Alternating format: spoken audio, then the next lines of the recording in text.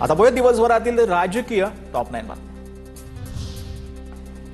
राज्यात अतिवृष्टीमुळे झालेल्या नुकसानीचे पंचनामे झाले नाहीत। देवाभाऊने शेतकऱ्यांकडे लक्ष द्यावं। शिवरायांनी दुष्काळानंतरच्या पावसात सोन्याचा नांगर केला, त्याचा बोध घ्यावा।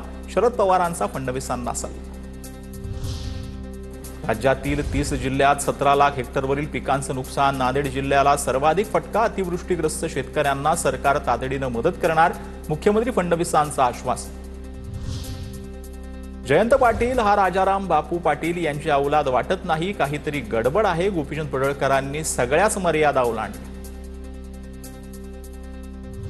भाजपला गोपीचंद पडळकरांची संस्कृती पटते का? जितेंद्र आव्हाडांचा सवाल। पडळकरांनी माफी मागावी। सक्षणा सलगर यांची मागणी।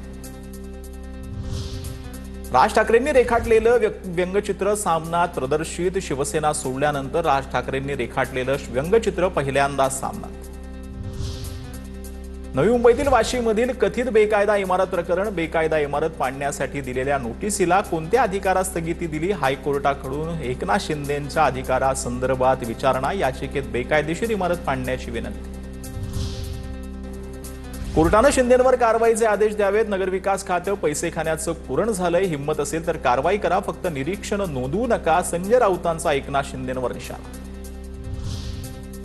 75व्या वाढदिवसानंतर मी थांबलो नाही, इतरांना थांबा म्हणायचा मला नैतिक अधिकार नाही। पंतप्रधान मोदींचा 75वा वाढदिवस झाल्यानंतर निवृत्तीच्या चर्चांवरून पवारांचं मिश्किल वक्तव्य।